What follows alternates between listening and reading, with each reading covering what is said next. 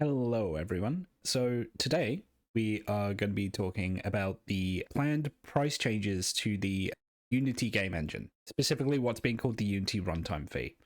So this is actually something that I'll let Unity themselves explain before I kind of go into it. The source of this is Unity's own official blog. Effective from the 1st of January 2024, we will be introducing a new Unity runtime fee that's based on game installs.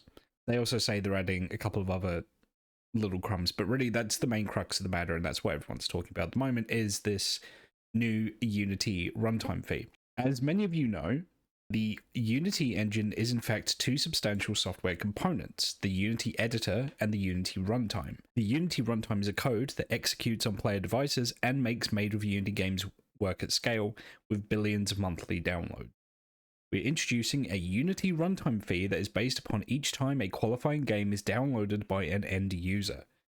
We chose this because each time a game is downloaded, the Unity runtime is also installed. Also, we believe that an initial install-based fee allows creators to keep the ongoing financial gains from players' engagement, unlike a revenue share. So, that's a nice little word salad there. What is it? So, fundamentally, what the credit to you, like, if I'm going to give the barest amount of credit to Unity here, they've at least been upfront about the fact that they're gouging people. They've not used the word gouging, but they have been upfront about that fact. So they have tried to make out that it's going to be good for developers. I'm not entirely sure how they reason that, because they're basically telling developers, hey, if your game's successful, you have to pay us.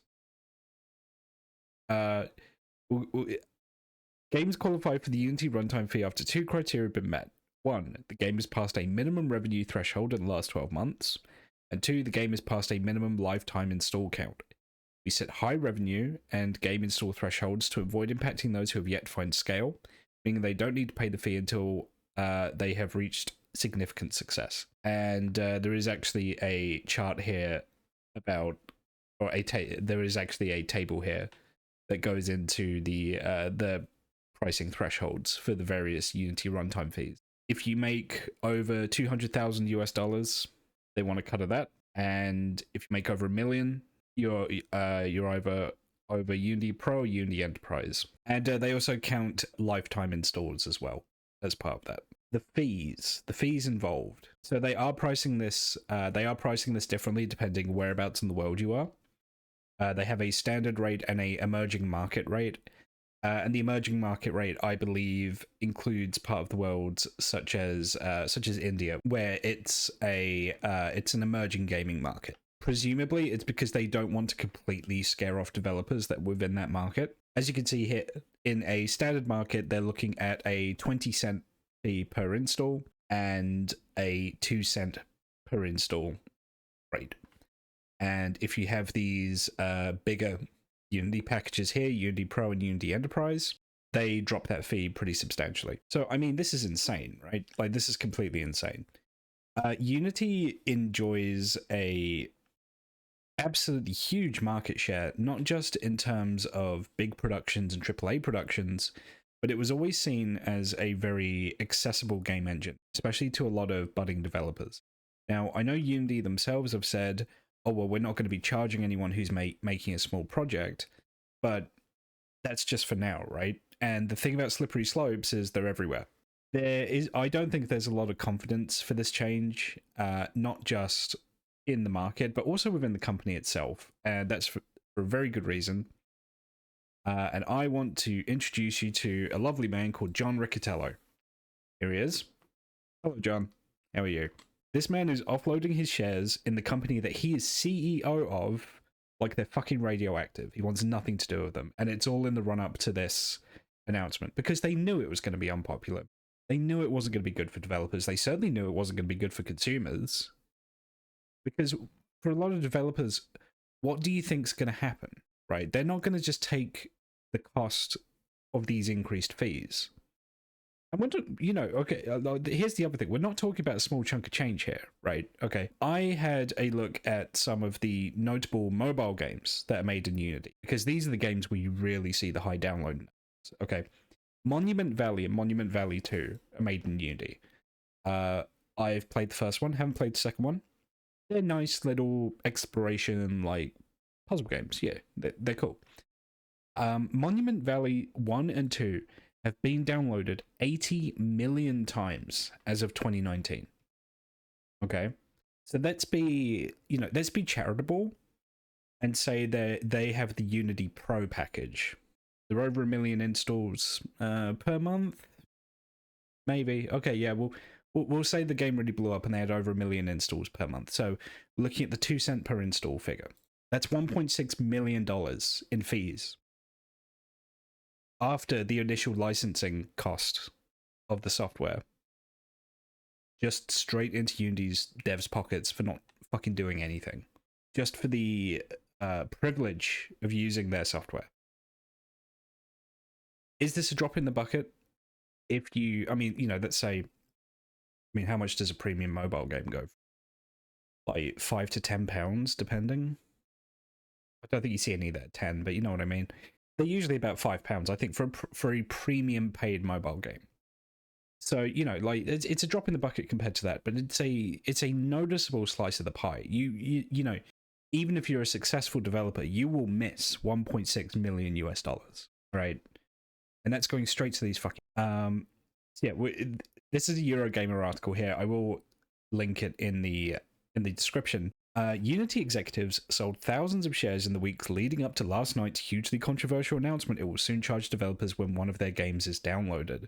Oh, by the way, as well, like, this could effectively spell the end of using Unity as a free-to-play vehicle, because all of a sudden, it's even more expensive per download. Like, I don't know if it'll be economically viable for a lot of these, like, freemium mobile games, for example. Behind the scenes, CEO John Riccitiello shifted 2,000 shares last week on the 6th of September, as noted by Yahoo Finance, which noted this move was part of a trend over the past year where the exec has sold more than 50,000 shares in total and bought none.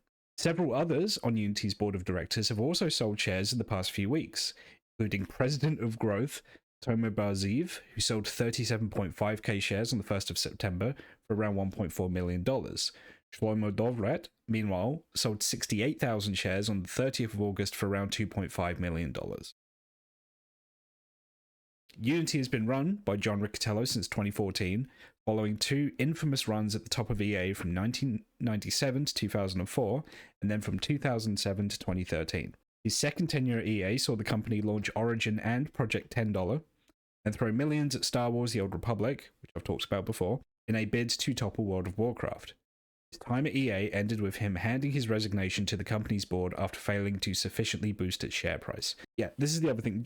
John here was instrumental in having EA become the boogeyman of the gaming industry and one of the most hated companies in America. Like, I don't know if there's many that overtake EA, maybe Monsanto. And those are the guys that give you cancer, right? So that really says all you need to know. Riccitiello has hit the headlines while CEO of Unity as well. Last year, he apologized after labeling developers that don't prioritize monetization in the creative process as, quote, some of the biggest fucking idiots, end quote. My word choice was crude. I am sorry. I am listening and I will do better. That's such a non-apology. Fuck you, John. And of course, because these people aren't bad enough, Unity laid off nearly 300 people to save money in January. So that's the kind of person we're dealing with. Yeah, it's hard to see this as anything other than pure, unadulterated greed. Now, are there going to be other people in the industry that do the same thing? Yes. Is this necessarily going to be a unusual measure in terms of software rights management, in terms of license? Has this been done before? Almost certainly. Should we still call it out? Yes. Will he care? No. No, he doesn't care. He doesn't care. This guy, he ran EA into the ground. I mean, it didn't really need help with that, but he helped do it. And then he just moved on to another company. He doesn't care. He doesn't care about he doesn't care about the overall health of the industry. He doesn't care about developers. He certainly doesn't care about consumers. He just wants your money. That's it. and he's a CEO. Like, you know, to cut him some slack, he's a CEO. It's his job to want your money. I would say he's good at it, but he got fired from EA because he isn't.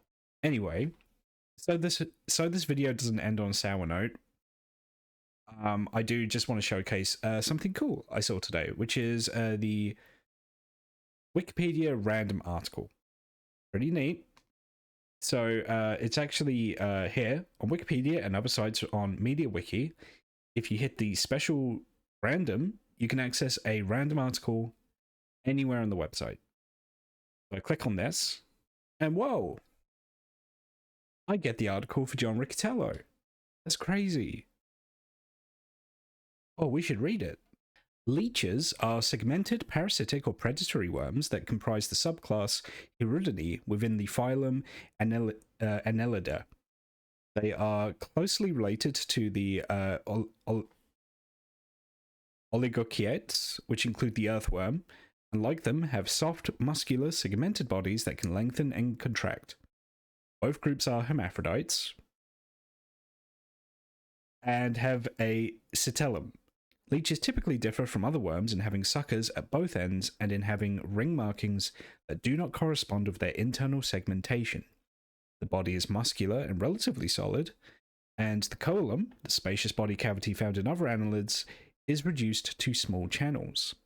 The majority of leeches live in freshwater habitats. Some species can be found in terrestrial or marine environments. Best known species, such as the medicinal leech, are hematophagous, attaching themselves to a host with a sucker and feeding on blood. The leech appears in the biblical book of Proverbs as an archetype of insatiable greed. The term leech is used to characterize a person who takes without giving, living at the expense of others. Well, I think we all learned a lot today. That's it for today. I hope you enjoyed the video, and I will see you on the next one. Thank you very much.